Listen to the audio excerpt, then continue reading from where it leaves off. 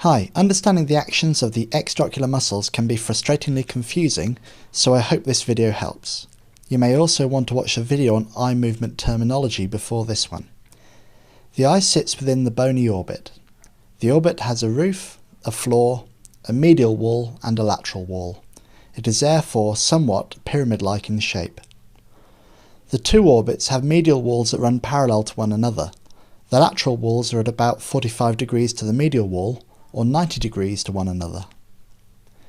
The eye sits within the middle of this space, with the four recti muscles converging on the orbital apex, where they insert into the annulus of Zinn, a fibrous ring of tissue that encircles the optic nerve. These recti are superior rectus, medial rectus, and inferior rectus, all supplied by the oculomotor or third cranial nerve, and lateral rectus, supplied by the abducens or sixth cranial nerve. The inferior oblique is also supplied by the oculomotor nerve, while the superior oblique is supplied by the trochlear or fourth cranial nerve. Contraction of the lateral rectus abducts the eye, while contraction of the medial rectus adducts the eye. The two opposing muscles are described as being antagonists. Sherrington's law of reciprocal innervation states that when a muscle is stimulated, its antagonist is inhibited. This means that abduction is a combination of contraction of the lateral rectus and relaxation of the medial rectus.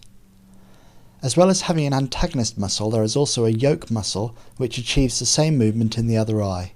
So for right gaze or dextroversion, the lateral rectus abducts the right eye, while the medial rectus adducts the left eye.